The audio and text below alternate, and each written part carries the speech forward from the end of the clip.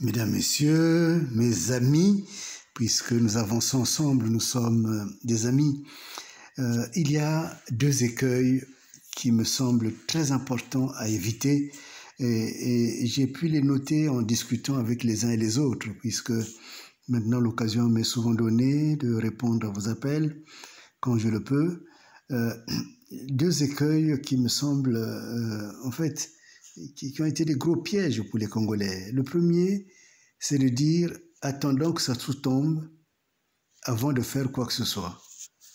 C'est une erreur très grave. Parce qu'aucun peuple dans le monde n'a attendu que son agresseur, son dictateur, son pharaon tombe pour qu'il puisse agir. Autrement, l'exemple qui est très connu, c'est l'exemple de la Bible. Pourquoi est-ce que ce peuple d'Israël qui est sorti de l'Égypte n'a pas attendu simplement que le pharaon meure? De toutes les façons, si le pharaon meurt, il y aura un autre pharaon qui va être désigné. Et le vrai combat demande le face-à-face, le vis-à-vis. Donc, c'est maintenant et ce n'est pas demain. Il ne faudrait pas attendre demain. Il ne faudrait pas attendre que tout le chemin soit élagué, soit nettoyé pour que tu te mettes à marcher. Mais qui va l'élaguer pour toi? Qui va le nettoyer pour toi si toi-même tu ne te lèves pas? C'est toi qui fais le chemin. Et le chemin, c'est de suivre celui qui est justement le chemin. C'est Jésus. Et lui, il trace le chemin. Quand la mer s'est imposée aux enfants de l'Égypte, pardon, d'Israël, la mer n'avait pas de chemin. Mais c'est par la foi que la mer s'est divisée et le chemin s'est mis en place. Dieu était descendu et ce peuple avait l'assurance que Dieu était avec lui.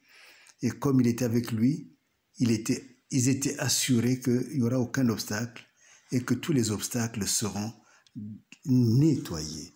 Et donc, c'est une erreur grave et même c'est un manque de foi que de toujours dire « j'attends que Sassou meure », que le pharaon, puisque c'est comme ça qu'avec beaucoup de finesse le président de la Guinée l'a appelé, non, l'empereur. Voilà, bon.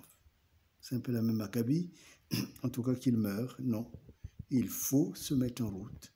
Si vraiment vous avez une intuition très profonde au fond de vous, si vous avez la conviction qu'il faut agir, c'est maintenant qu'il faut agir. Agir avec la foi, agir avec stratégie, agir même de manière anonyme, mais il faut agir.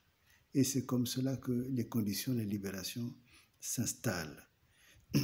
Deuxième erreur qu'il faut éviter absolument et que j'ai pu rencontrer, c'est que souvent on vous dit « mais Sassou est surarmé ».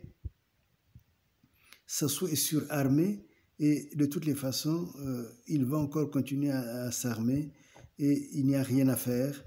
Et évidemment, cela signifie qu'il faut baisser les bras, cela signifie qu'il ne faut rien faire et cela signifie que il faut simplement le laisser continuer, comme j'ai entendu certains faire des beaux discours quand il s'est agi des élections. Beaucoup ont dit, mais laissez-le faire. Eh bien oui, il fallait le laisser faire. Sauf que laisser faire, c'est ne même pas être témoin. Parce qu'il est parfois important de dire, tu vas tricher, mais tu sais que je suis là et que je t'ai vu tricher. Et donc, beaucoup ont reproché, par exemple, à Kolela de s'être engagé contre Sassou. Beaucoup ont même dit, on lui avait dit qu'il ne fallait pas y aller. Mais il a eu raison d'y aller. Parce que sinon, on n'aurait pas su qu'il était vraiment résolument détaché de Sassou. On n'aurait pas su qu'il avait la conviction profonde que le Congo devait changer. Il n'aurait même pas laissé son message qui consiste à dire « battez-vous, c'est pour vos enfants ». Et donc, je crois qu'il faut se mettre debout. Nous avons là aussi des exemples. Quand on a parlé de beaucoup puisque nous sommes en train de parler de la Bible, on voit l'exemple de Babylone. Et vous savez bien que le roi de Babylone était surarmé. Et tout le monde dans la région avait peur de lui. Mais au temps marqué par Dieu, Dieu avait signé son arrêt. Non seulement son arrêt de mort, mais Dieu avait signé la fin de ce règne. Et c'est ce qui est arrivé. La fin de sa source, c'est Dieu qui l'a marqué, qui va ou qui l'a déjà marqué. Et c'est cette fin dont il faut avoir la conviction qui fera que Babylone va tomber, qui fera que la chute va être réelle.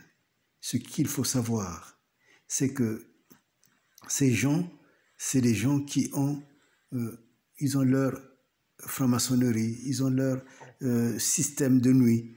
Il ne faut pas compter sur eux. Même quand un de vôtres est à l'intérieur de ce système, il viendra vous dire, il viendra pour écouter ce que vous dites et il va le répéter à leur chef.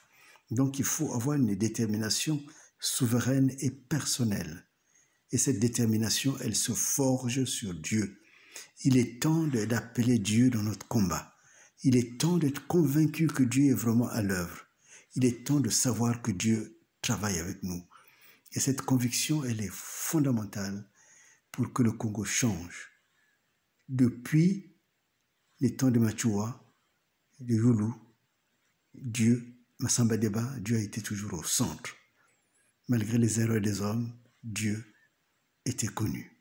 Et maintenant, appelons Dieu. Il est descendu, il descend encore, et il est déjà descendu pour nous.